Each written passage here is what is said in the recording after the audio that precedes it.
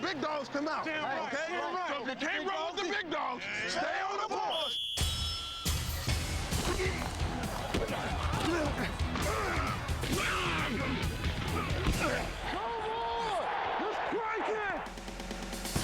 They come out and chew the tires off the bus on the way to the game. No one could handle him. And he'd be on you like your underwear. I've seen him pick tackles up and just throw them out of the way. Get his fingers in your eyes and claw you to death. And brother, he could tag. When you get a really good lick on a guy, you gotta give it. He's gonna wear your ass out. He literally should have been thrown out of every ball game he ever played in. And if he bit them, or punched them in the groin, or pushed their face in the mud, fine. Now, when that happens, then you must serve justice. You think you tough? I'll whoop your ass. It's combat, and you have to know that you're going to be subjected to pain or to suffering. I want to prove that you could come back, and I had one of the worst knee injuries ever. Tape it up, give me 2 more aspirin, and let's go play. You got to feel like you're the best son of a bitch that's out there. I was going to be the intimidator. They weren't going to be the intimidator. I knew what was going to happen, and they knew what was going to happen. What happened? I'm not sure. Think back to stadium.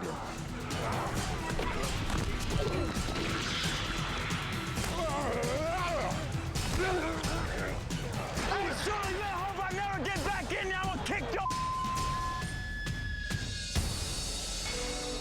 It's how much you want it, not so much how tall you are or how heavy you are. Never missed a practice, never missed a game. He was as tough as nails, loved the game. He could have played in the 40s, the 50s, or the 90s. He does not understand the concept of giving up and the concept of defeat. And anybody who tells me that they go out there to have fun playing football, they're a liar. This game is a war.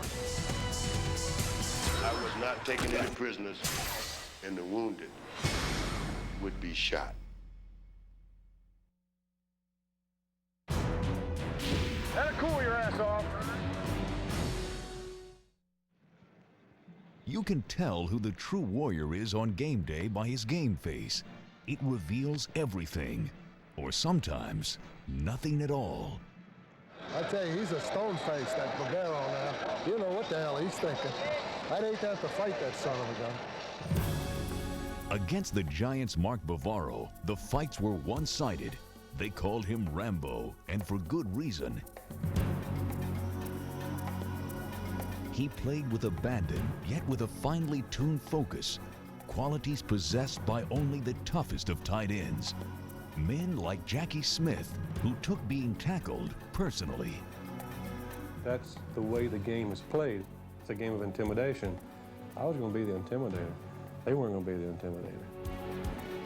I just feel like I shouldn't be tackled. There's just no way I should be tackled. If I did, it was my fault. And when I threw that on top of really being up for a game, I went nuts sometimes, One of the toughest of them all played with a barely controlled fury, a crew cut, and a short fuse.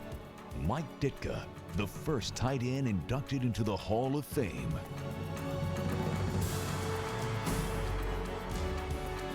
Ditka played every down like it was his last. Ask no quarter, give none. From the opening kickoff to the final gun, he gave everything he had until he had nothing left to give.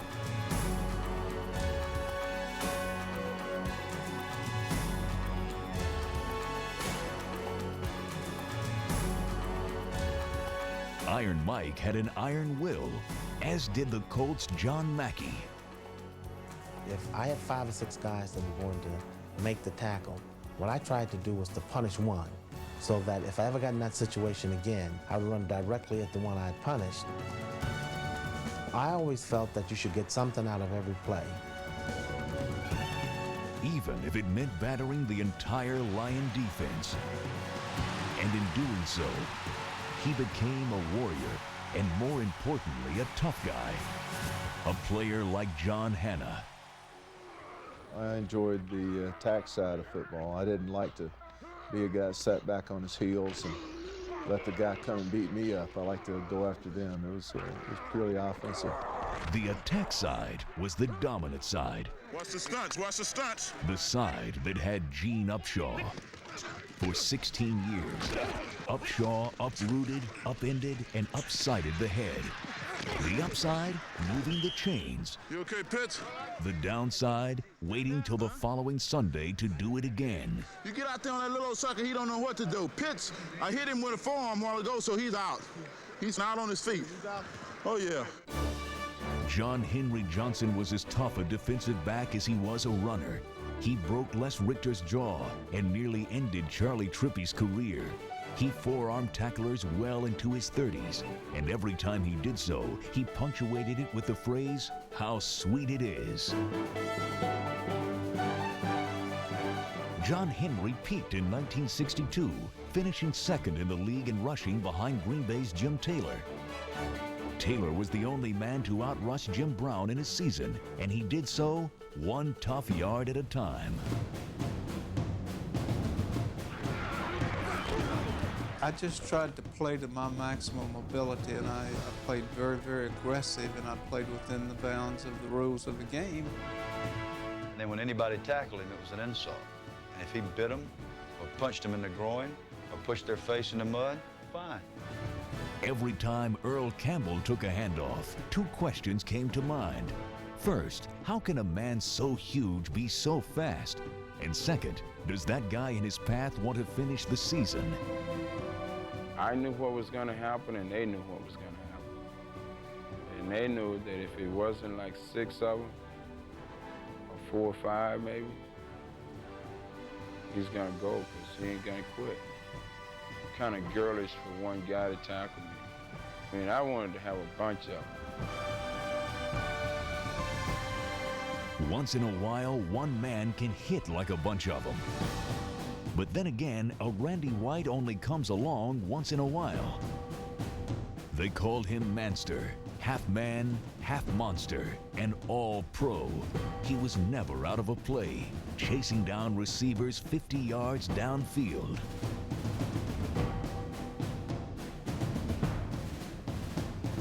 Randy had an eternal flame that burned white hot. Double wing right.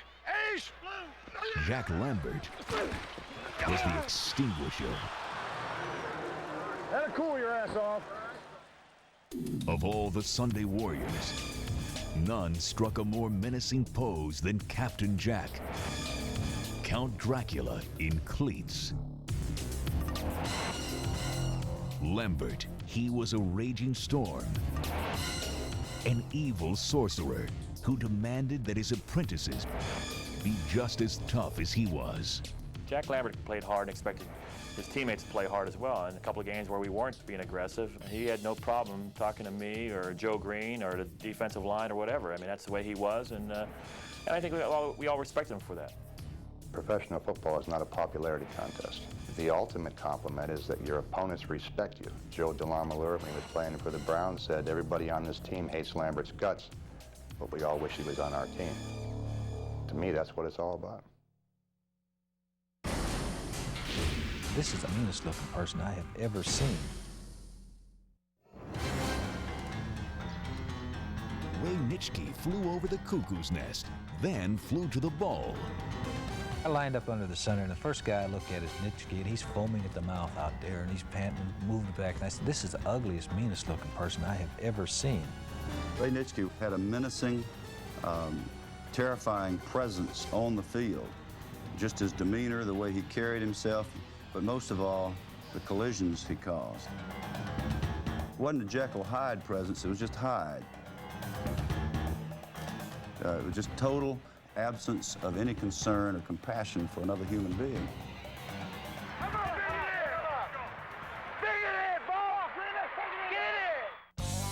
Only a state the size of Texas could hold 3 of the toughest characters. Sammy Ball was one of them. He was a tobacco-chewing, pigskin-slinging passer, defender, and punter who had no face mask and no fear. Ball led the Redskins to 2 championships, and fellow Texan Bobby Lane did the same for Detroit. One time we passed him at halftime, coming out for the second half in Baltimore. I said, Bobby, how you doing? He breathed on me. I said, Jesus. is that from last night? He said, I had a couple at halftime. So, you know, he was a character, but a great football player, tough guy. When Lane said block, you blocked. When he said drink, you drank. And the only thing he hated more than curfew was defeat. Dallas running back Walt Garrison was the bronc that couldn't be busted, the steer that couldn't be roped, a real cowboy with a heart as big as Texas. Garrison played with a broken collarbone, and it was fractured all the way through. He played the whole game, and I don't know if any of you all have ever had a broken collarbone, but it's very painful, especially when you get hit on it. When you think back about Walt Garrison, you think, you know, they really did chisel him out of iron or out of mesquite wood or something, because he was tough as a nail. And Chicago's Bronco Nagurski was the hammer. Back in the 30s, he was hit by 4 men before crashing into a brick wall in the end zone. After the game, he said, those first 4 guys hit pretty hard, but that last fella, he really packed a lick. Bronco would have loved lining up beside the Vikings' Bill Brown, a shirt tail out, short sleeves in the snow throwback. Tough enough to volunteer for special teams at age 34, just so he could hit a few who used to hit him. Brown was a runner who thought he was a linebacker. Bobby Douglas was a quarterback who thought he was a rugby player. He couldn't remember half the plays, so he called his own number and dialed up some victims.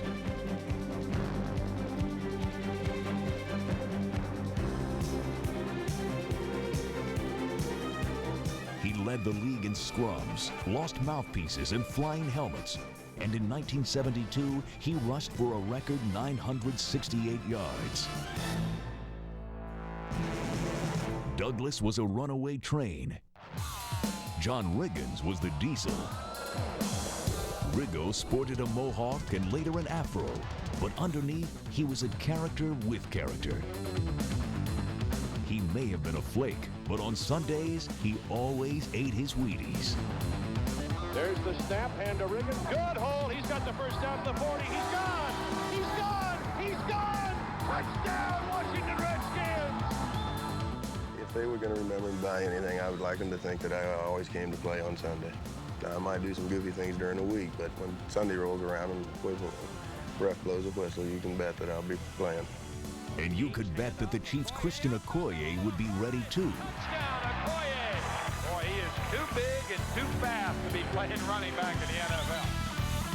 He was the Nigerian nightmare, and he rocked many a defender into dreamland. He's gonna wear your ass out. He's gonna wear your ass out, baby. He's gonna wear your ass out. That's what defensive end Richard Tombstone Jackson did to overmatched blockers. No one could handle him. He was just that powerful. I've seen him pick tackles up and just throw them out of the way. Just devastate people. Once he got a hold of you, once he had his hands on you, it was over. I would imagine being on the same ball club, watching me do things that was somewhat extraordinary would strike fear in someone. At times, I would look at films and at myself, and I would conclude the same thing. This guy is unreal. Bill Pellington's game films were X-rated. Bill Pellington was the dirtiest player that ever played in the National Football League. I couldn't even say that Bill was a good friend of mine because I was scared to death of him. And he always had this helmet that cut him right here. I don't know why he didn't get a new fitting for the helmet, but blood would run down, and he had this hawk nose and these steel blue eyes that sit back in his head. But he literally should have been thrown out of every ball game he ever played in, and most of the practices that we had. I mean, he didn't have any friends at either side. The Cardinals' Conrad Dobler didn't have a single friend either, but he had a bag full of dirty tricks. He would kick, he would leg whip, he would trip, but his man didn't get to the quarterback. And what happened is that this image of being the game's dirtiest player overshadowed all his accomplishments on the field as being a good football player. That was my philosophy, is take the man out of his game, and then you own him. If Dobler ever tried that on the Colts' Mike Curtis, the fight would still be raging. Curtis was called Mad Dog, and he was a pit bull of a competitor. Never has a man been unhappier the day of a game, and he would just get beside himself. He hated Doris Day, the American flag, black and white saddle Oxfords, his own teammates. He had the disposition of a Highland moccasin. Curtis hated everyone who crossed his path. Quarterbacks, receivers, runners, and most of all, tipsy trespassers. So he comes running out on the field, great lark, picks up the ball. When I saw him pick it up, I immediately ran over there and knocked him down, not to hurt him, but to knock him down and get the ball back, get in the game, get rid of his rear end, period. I didn't think it was a joke that I was working out there. A lot of other guys might think it's a joke to see a fan run out there. To me, it was my job. And after the game, 2 or 3 of us were angry. Bubba Smith and I went to Mike. We said, you shouldn't have done that, Mike. You make us all look bad. He said, that guy broke a city ordinance, and I enforced it. And if he comes back out there again, I'll hit him again.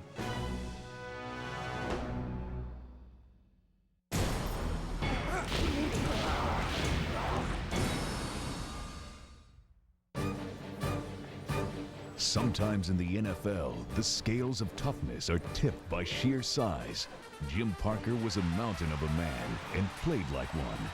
In the back of my mind, I would fantasize a lot. On pass blocking, I would pretend I was a mountain and that the other guy, he had to get around this mountain, and it was impossible.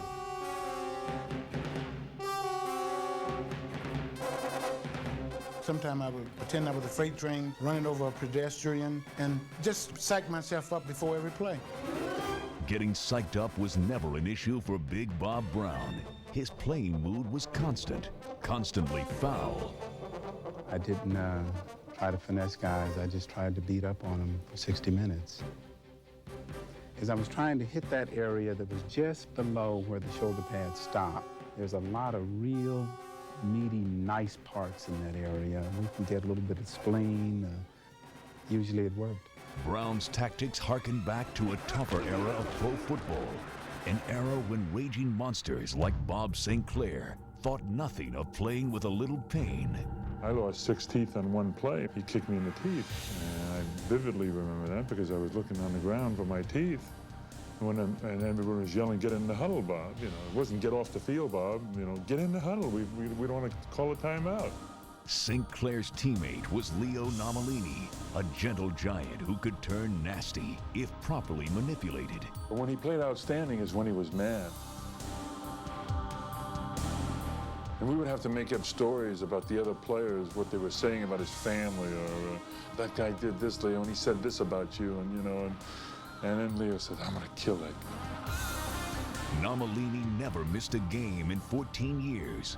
Ernie Ladd never missed a meal. Nicknamed the Big Cat, Ladd pounced on opponents with over 300 pounds of feline fury.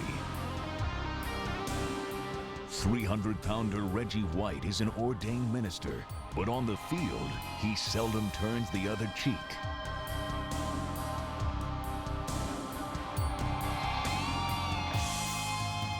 His size and determination have helped him become the NFL's all-time sack leader, and that's no small feat. Standing out as a tough guy in the NFL is a tall order, one for which towering Ted Hendricks was ideally suited. Nicknamed the Stork, he used his enormous wingspan to fend off blockers and engulf his prey. But Hendricks wasn't the first skyscraping lineman to strike fear into opponents. The menacing presence of 6'8" Doug Atkins once caused Green Bay lineman Bob Skoronski to issue the following warning to a young Packer rookie. He said, look, here's some things I want you to remember. Number 81 is Doug Atkins. He said, don't cut him. And if he falls down, you help him up and say, nice play, Mr. Atkins. Well, I started to laugh. And Skoronski said, kid, this is not a joke. If you cut him on his knees, the first thing he's going to do is kill you, and then he's going to kill me. But the big guys aren't always the toughest. It's really all inside. It's how much you want it. If you're scared to be out there with those big guys, you're in the wrong business, because it's a blast to be out there amongst them. And you're really to go out there and beat their ass is really what it's all about. If you can go down there and hit somebody hard, whack, that makes a statement. Tiny Terror Steve Tasker punctuates his statements with every ounce of his 180-pound body. At 5'7", 165, the statement that best applies to Pat Fisher is the old adage, it's not the size of the dog in the fight, it's the size of the fight in the dog. Most important is to avoid the fear. Once you win that war, that's the mental thing, that it's not going to hurt. And that big guy, you can win the war. It's kind of exciting to do it. If pain isn't going to be a part of it, only embarrassment is left if I fail to make the contact and get him down. You have to be a hitter. You have to run through people. But running through people isn't strictly the domain of the defense. 180-pound James Brooks was a pint-sized powerhouse. And while he may have had to look up at his opponents, he never backed down. Back at the 50 to the 45, down to the 40 on the far side of the field. He's going to be running. No, he's still 20, 15. 10, 5-yard line, still on his feet, plunging, touchdown. Oh, James Brooks just absolutely refused to go down. Linebacker Sam Mills refused to give up, even when he was told at his first training camp that he was too short to play in the NFL. It's really all inside. It's how much you want it. Not so much how tall you are or how heavy you are.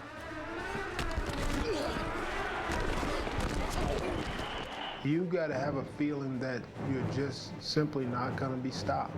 The last player to play without a face mask, reckless runt Tommy McDonald, wasn't intimidated by opponents, tables, or fear of injury. I actually got hit one time and I separated my shoulder, and I even got up with that separated shoulder and went back to the huddle and stayed in for 2 plays. And then I went out after the 2 plays because I didn't want them to know that they hurt me. With my size and everything, I know the only reason that I was able to make professional football is because I've got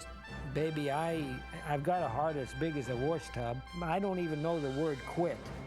It's not in my dictionary. I wanted to give it a shot. I never had to look back and say I didn't try. Toughness is displayed in many ways, but the ultimate test is playing with pain. Bengal tight end Pat McInally was put to that test in 1980 when he was knocked out cold. Really, I wanted to cry, and because I said, I was saying to myself, how could this happen to me, and why, why? And I've never told anyone these things, but I really wanted to cry because I knew I couldn't move anything and I wasn't going to be able to move ever again. And I think that's part of the reason that I was able to come back in the game, is that I think I was so happy that, 15 minutes later I was well, other than the pain. McInally endured and prevailed with 3 second-half catches and a touchdown. In 1965, Baltimore's Jimmy Orr dislocated his shoulder, then left the hospital to return in the second half and catch the game winner down in Orrsville. Perhaps he was inspired by teammate Gino Marchetti. In the 1958 championship game, Marchetti broke his leg, but he refused to leave the field until victory was assured. While Marchetti demanded to remain on the sideline, Jack Youngblood insisted on staying in the game after breaking his leg in a 1979 playoff game against Dallas. I said, tape the thing up, and we'll worry about it when the game's over. Win, lose, or draw, then that's the time to worry about it. You can't worry about it now. I can still walk on it and still run, tape it up, give me 2 more aspirin, and let's go play. Youngblood played heroically in the NFC Championship and in Super Bowl 14. When Chief quarterback Steve DeBerg smashed his finger, he too stood tall. Despite a pin in his finger and a sharp pain with each snap slapping against it, DeBerg hung in and kept firing.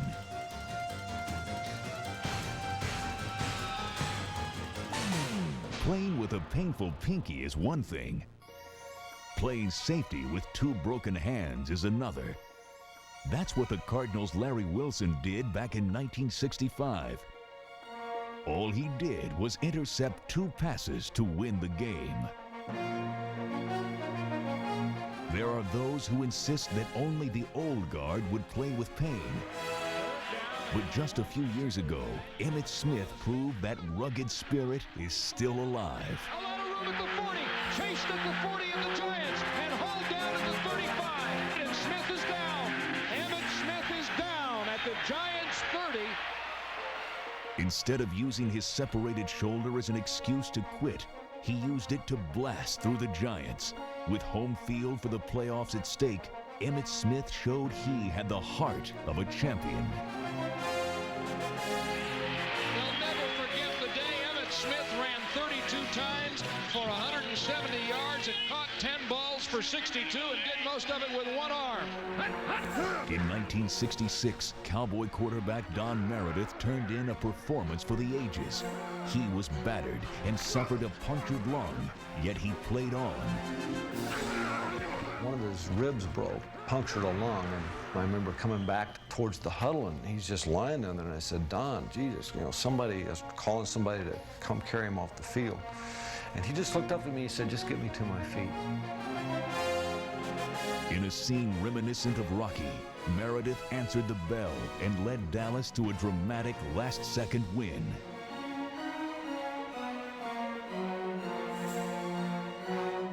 No one could match Meredith's single-game toughness. But 3 years later, in 1969, Gale Sayers faced an entire season on the brink. I want to prove that one could come back from a serious knee injury within a year. They say so many times, well, it takes 2 years, it takes 3 years to come back. I want to prove that you could come back, and as I said, I had one of the worst knee injuries ever. The Comet never shone brighter. Over 1,000 yards and a rushing title on a knee ripped to shreds. Then there were the true Iron Men, men like Mel Hine, a two-way star for 15 years. Raider Jim Otto, playing hurt in 210 straight games. Green Bay's Jerry Kramer, 23 operations, 500 stitches, leading the way anyway. Jackie Slater, protecting 23 different quarterbacks for 20 seasons, and fellow Ram Merlin Olsen, a team record 915 tackles in 15 campaigns.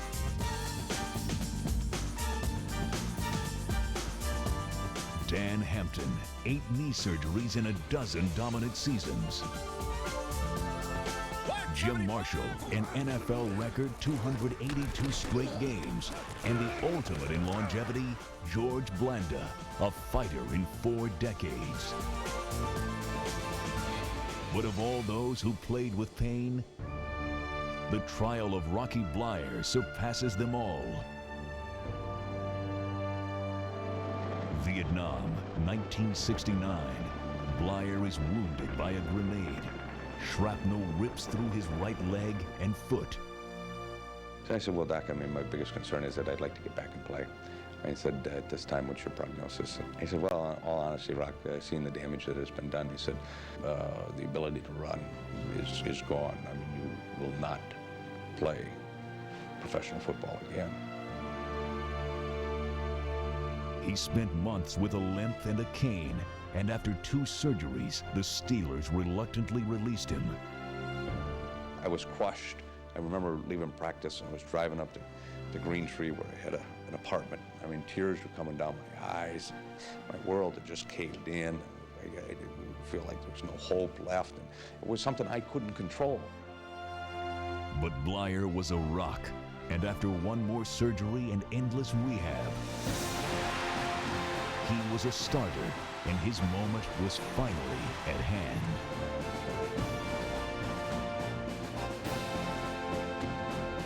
The year was 1974. The written-off 16th round draft pick had fought his way back. 2 years later, he gained 1,000 yards and lasting admiration as a man who never stopped fighting and never lost sight of his dream. I liked playing football. I liked what football gave me. At least I wanted to give it a shot. And so that if I got to the point and didn't make it, I never had to look back and say I didn't try.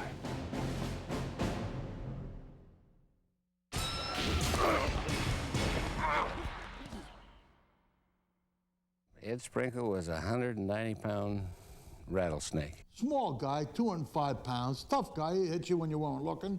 I'd hit anybody on any play as hard as I could hit them, and that's the way I played. In the 1940s and 50s, no defensive lineman was more feared than the Chicago Bears' Ed Sprinkle, nicknamed the Claw because of his habit of using one hand to separate a quarterback from his helmet. Sprinkle was the original monster of the Midway, playing with a ferocity that would make even Dick Night Train Lane proud. Oh, he'd kill you. He'd kill you. He wouldn't tackle you necessarily fair. It wouldn't be a fair tackle.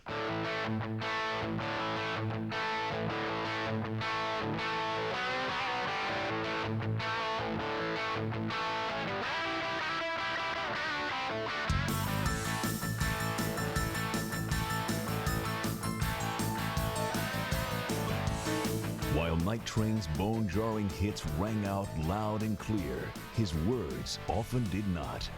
He came from Texas, and he spoke this very strange language that nobody could quite understand. Tried to catch man about it. When the Cleveland Browns, anytime they come, they were just a class. They always had the stripes down there. And I said, man. I'm not even sure that he understood a lot of what he was saying. Night Train had no trouble making himself understood on the playing field, and neither did two of the 70s most fearsome hitters, Raider defensive backs Jack Tatum and George Atkinson.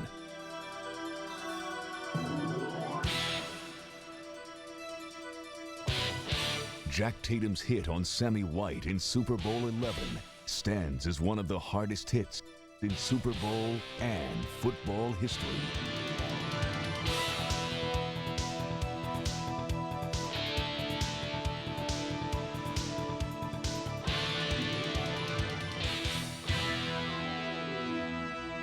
In Super Bowl 30, it was Cowboys defensive back Scott Case who helped pound the Steelers into submission.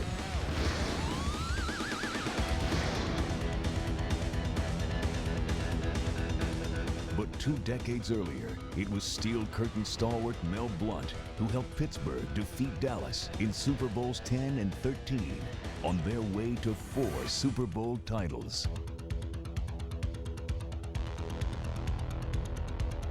Vikings and Cardinals defensive back Dale Hackbart produced a hard-hitting solo act, but the hardest-hitting duo in the mid-70s were Bear safeties Gary Finsick and Doug Plank.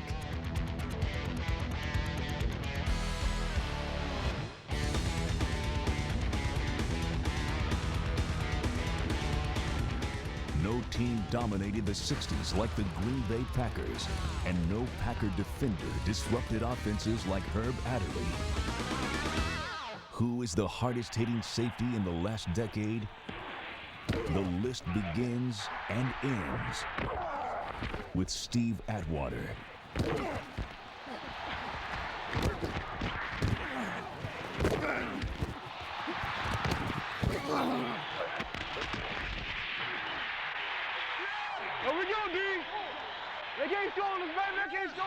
His hit on Mammoth Chiefs running back Christian Okoye is a testament to his toughness. In Denver, the roar of the crowd makes his gladiators' blood boil, for to the hitters go the spoils. You just suck it up and go get it done. I really look bad, don't I? Tell the truth. But I'm still gonna dance today. Still gonna dance. The dance of the unconquerables is a brutal ballet. Always more war than waltz, and wide receiver Ernest Givens is one of those men who took the punishment, but still landed on his feet. Jim Kelly has also taken his share of hits, and he learned how to keep getting up from his experiences growing up. I've always considered myself one of the toughest guys. I guess when you grow up in a family of 6 boys, you gotta be tough. I can remember many days of my 3 older brothers beating on me and me beating on my little brothers. And if you weren't tough, you weren't part of the group. You weren't a Kelly. One of the great qualities that a quarterback needs is to have the ability in the late in the game to just suck it up and go get it done. Kind of gritting your teeth and going and winning games. And Jim has continually answered the bell in some physical games. Bloodied but never beaten, the Redskins' Billy Kilmer never stayed on the sidelines for long. Kilmer's courageous attitude was an inspiration for many field generals, like Philadelphia's Ron Jaworski. The man they called Jaws refused to back down when the defense smelled blood. Archie Manning never played on a winning team, yet never lost his competitive drive. A resilient rifleman who played like a gentleman, the Colts' Burt Jones would shrug off your best shot and then thank you for stopping by. Joe Willie Namath was known for his fur coats, Fu Manchu, and high whites. But his Broadway boasting belied a street-tough style. Despite creaky knees that caused constant pain, Namath managed to tough out a brilliant 13-year career. Joe Kapp was a quarterback on the field, but a linebacker at heart. And on his expeditions upfield, it was hard to distinguish the hunter from the hunted. All right, he's down! So way to stick it in there, Joe! But for all the players who endured the tough hits, it was up to Steve Largent to exact revenge. In the opening game of the 1988 season, the Seahawks Hall of Famer was knocked unconscious by the Broncos' Mike Harden. But later that year, when Harden intercepted a pass, Largent struck a blow for every offensive player who was mad as hell and wouldn't take it anymore. So 3 yards deep, running out, takes it up to the 10, 15, out to the 20, he's on his feet. The ball gets loose, the Seahawks may get it back. I mean, Largent just unloaded on Mike Harden. Holy smoke, what a play. Steve will want to put that over his mantle, right on the fireplace. That's better than any touchdown catch he's ever made, right there. I don't particularly think there's a person on this earth that can kick my ass. Growing up in the city and going through some of the things I had been in, being in jail and getting into street fights, a lot of street fights, I learned a lot of things. I don't like people I play against. I don't enjoy what they try and do to me. They're trying to take away what's mine. I'm the type of player who is more or less a Rocky Marciano type player. I don't finesse people very much. I beat on them until I can wear them down. I never thought that I was the greatest athlete in the world, and I still don't, but I consider myself very nasty. I have this anger in me. I don't really like or trust anybody or anything, and I don't particularly think there's a person on this earth that can kick my ass. In the 1920s, no one could kick the posterior of farm boy Ernie Nevers. The son of Swedish immigrants, Nevers forged a running style as punishing as the Minnesota terrain on which he was raised. Rick Caceres grew up on the streets of Paterson, New Jersey. When he came to the NFL, he brought his back alley toughness with him. Nobody ever messed with Rick Caceres. He was a man's man to me. He was a tough guy that didn't wear it outside. He did everything by example. He did nothing by word. I saw the guy try to play a game with a broken ankle, and it was broken. Marion Motley had a running style molded by circumstance. As one of the first black stars, he faced a bumpy road and responded by flattening the bumps. A player's running style can also reflect the environment in which he was raised, as in the case of Larry Brown, who grew up dodging trouble on the mean streets of Pittsburgh. I've never felt that I've really had talent as a running back. There wasn't anything that would stand out like a Gale Sayers or Jim Brown, and I thought that the way I ran was the way I had to run to get home every day. There was no malingering, there was no holding back, no fear of any obstacles, you know, a professional street football player. And then there is Greg Lloyd. Who's the one guy when you're growing up that you don't want to get in a fight with? Hey, get the out of his face. What the wrong with you? The guy who feels like, you know, he's just a crazy man and he'll do anything. I think Greg plays out on the field like he just has nothing to lose. Don't run that over here. What the wrong with you?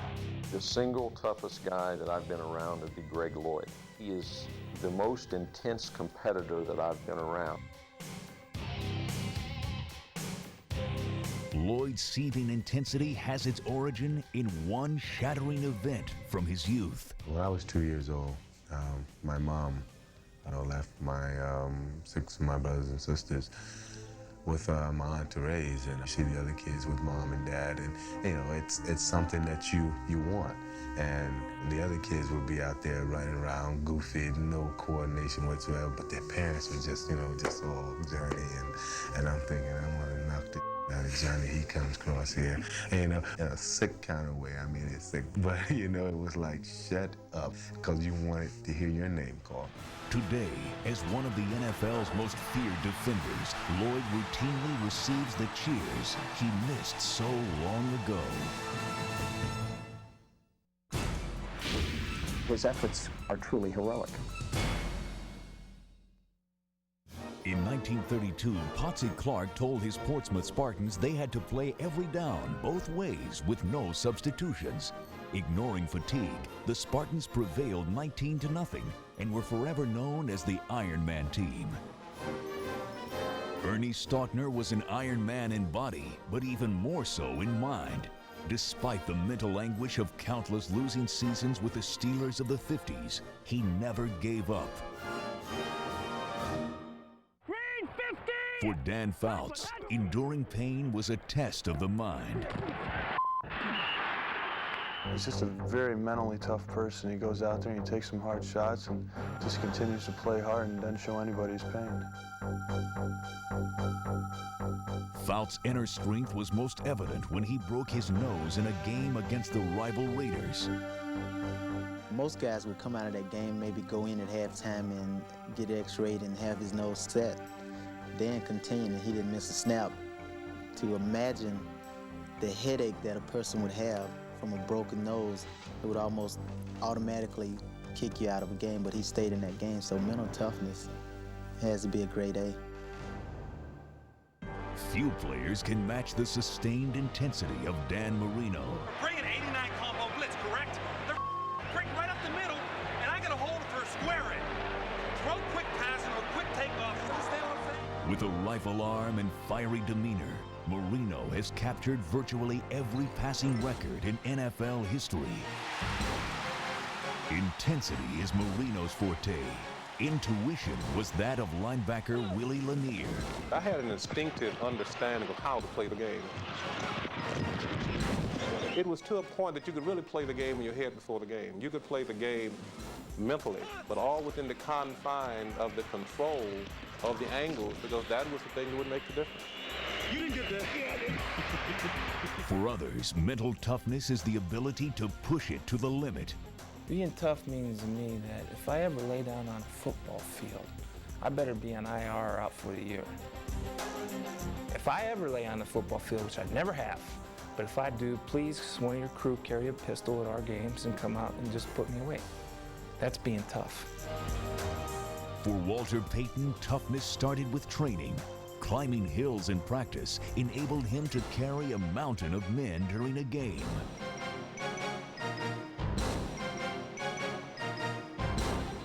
In 13 seasons, Payton missed only one game. No one worked harder than the NFL's all-time leading rusher. Like Payton, Jerry Rice's toughness shows itself before he ever gets on the field. Already acknowledged as the greatest receiver ever, he still out-trains and out-hustles the rest of the pack. For him, being the best is a state of mind. Whenever the ball is up in the air, I believe the ball belongs to me.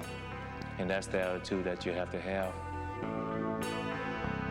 I think if you're going to be the best receiver to ever play the game, you're going to have to be able to take on the pressure of making the big plays. And it all begins in practice. Perhaps no player has had more practice weathering storms than Steve Young. He was bashed as a Buccaneer, then lost in the shadow of Joe Montana. A lesser man would have lost his head, especially under Super Bowl pressure. Really, the whole world turned on the Super Bowl thinking that Steve Young was going to fall on his face. He didn't. Steve Young is now #1 all time with 6 touchdown passes. Someone take the monkey off my back, please! When I think back to some of the slings and arrows that Steve had to suffer through, and we look back and see how he handled it, how he came through it, how he not only survived, but prevailed, it makes you just sit back and look at him in awe. His efforts are truly heroic. If you got any sense, you'll keep Butkus away from you.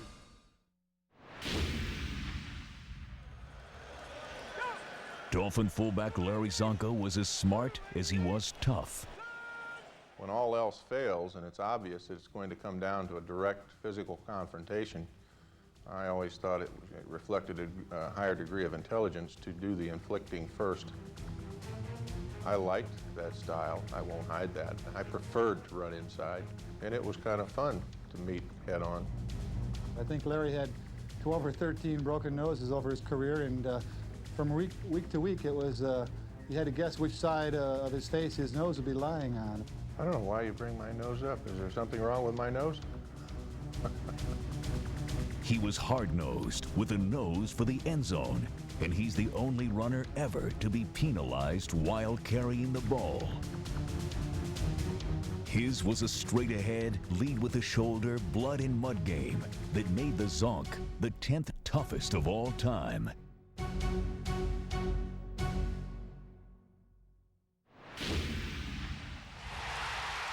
For Ronnie Lott, football was the ultimate test of dedication and will.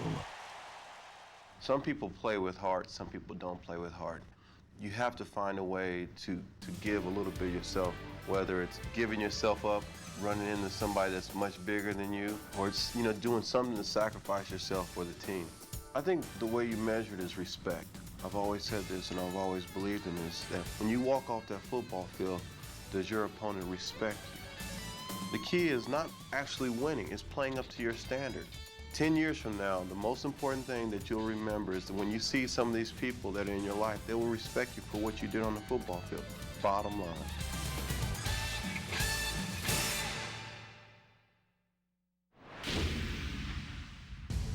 The courage of John Unitas was epitomized on one play in 1960.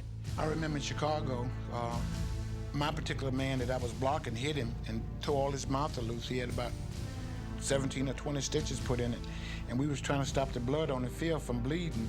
And Alex Sandusky reached down and picked up a hand of mud. He thought to pack his nose full of mud, we could stop it from bleeding, but the blood just kept coming. Trainer came on the field, Eddie Block, he says, "You're out of here." I said, "No way." He says, "You don't know what you're doing." So I read the scoreboard to him. And he's trying to patch me up with Band-Aids and everything. And then I said, "I'll be all right." We went back in the huddle. We had 8 seconds or 9 seconds left on the clock. And I looked at him and I couldn't look him in the eyes. And we went back to the huddle. He called a long play to Lenny Moore and he threw a touchdown pass to Lenny over J.C. Caroline. The crowd couldn't believe it. There were at least 3,000 spectators waiting outside Wrigley Field. And I've never ever seen it where the crowd waited to just see what manner of man is this.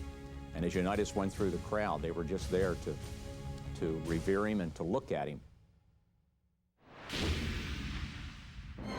The Sunday sermon of the deacon was full of fire and brimstone. I wanted to put as much fear into his heart and as much pain on his back as I possibly could. You got this 260 pounds up to 4.5, and you got an angle on him, he should go to the hospital. And that's exactly what I tried to do. No remorse in my heart. I try to put him in the hospital every time I tackle him. I wanted to hit. When I hit, and put my back into it, you know, boom. I mean, that's going to provide that shot that's going to put the intimidating fear of God into that running back. So each time he came over there, I tried to tear his damn head off. He invented the head slap and coined the term quarterback sack. Sacking the cornerback is just like you devastate a city, or you cream a multitude of people. I mean, it's just like you put all the offensive players in one bag, and I just take a baseball bat and beat on the bag. With that approach to the game, I walked out totally unmarked. I have no scratches, no marks, and nothing but a bleeding heart.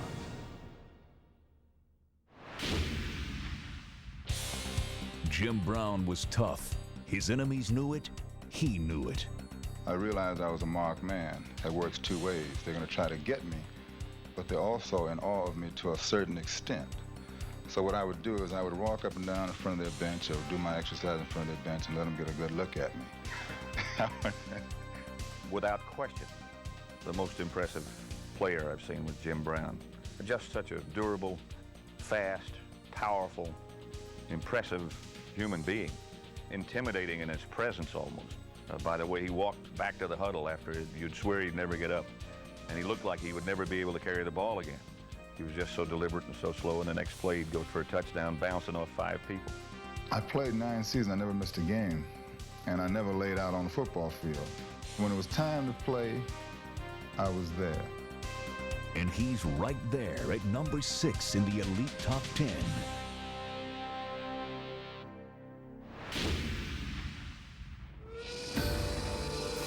The toughness of pro football's Iron Man was forged in the steel mills of Pennsylvania and hardened in the belly of a World War II bomber. His name was Chuck Bednarik, center and linebacker, the last man to play both ways. When he went both ways against us, that bothered me a great deal. If he's going both ways and I've got my guys are going one way each, somebody's got to handle him. And he was dominating us. I truly believed he'd be happy if he'd be confronted that way for every week of his life, where he had the odds 2-to-1 against him. Against Allie Sherman's Giants, Frank Gifford met Chuck Bednarik. Gifford was knocked unconscious, another notch in the belt of Concrete Charlie. A tough guy on both sides of the ball. Hardy Brown grew up an orphan. Life gave him the cold shoulder. But as a linebacker for the 49ers of the 50s, Hardy Brown gave that shoulder right back. All goes well until hard-hitting Hardy Brown hurls his hefty hulk into the ball carrier, and it's a fumble with Rex Berry recovering for the 49ers. He had an educated shoulder where he'd snap it up and be able to time it so he hit a ball carrier or whatever right underneath his chopper. It was kind of like a Jack Dempsey punch. It didn't need but 6 inches. That's all it needed, and you went to sleep. Take one step forward, keep your back straight, keep your eyes open, and shoot. Over the years, I guess I've got 75 or 80 knockouts playing professional football. No, I don't feel sorry for anybody I hit. I really don't.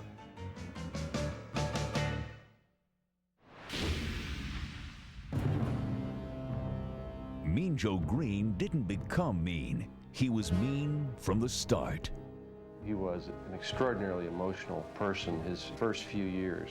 As a rookie, for example, he led the league in fights and getting thrown out of games. I've never seen a player as a rookie be that dominant and that aggressive and that sure of himself to threaten veteran players and abuse veteran players. I went from Joe Who to Mean Joe. If I wasn't out of control, it would resemble being out of control. It was my desire to win. At first, he pounded passers and plundered the pocket. Later, he swallowed up ball carriers as the game's premier run stuffer.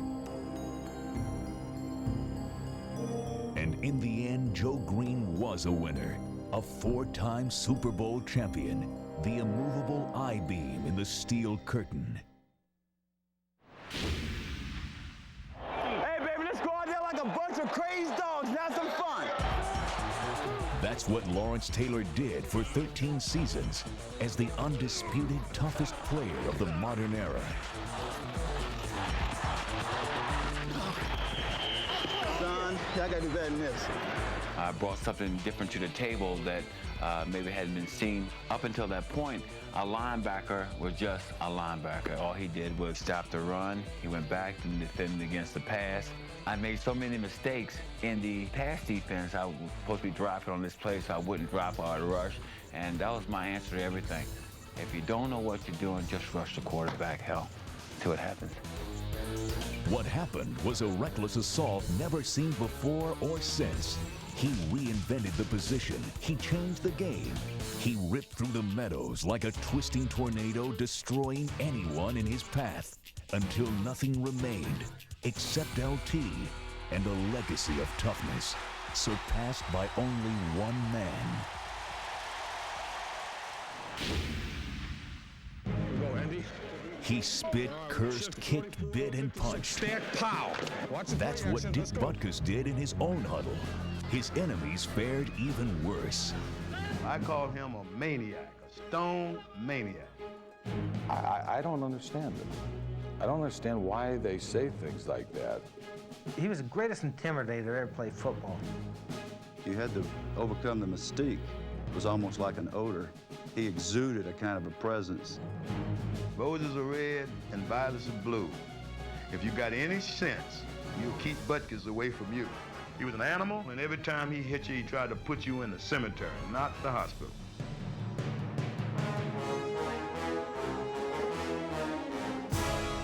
Play the Bears, and I've heard it myself from different people, is that they better get ready, you know, and that's all the respect that I need. If I was an animal, jerk, ass, or whatever, I didn't care. Butkus thought if a helmet could be torn off, why not the head? He sent entire backfields to the hospital. Then he giggled. He bullied officials and coaches, and despite ravaged knees and playing for a perennial loser, his toughness never wavered. It's been over 20 years since this mighty bear has roared, but still, to this day, the crack of his pads can still be heard. See that guy right there? You know who that is, huh? Yeah, Dick Butkus. Oh, yeah. Dick Butkus. He was bad, man. He was nasty, boy. He was nasty. Dick Butkus, the toughest and most feared man in all of pro football.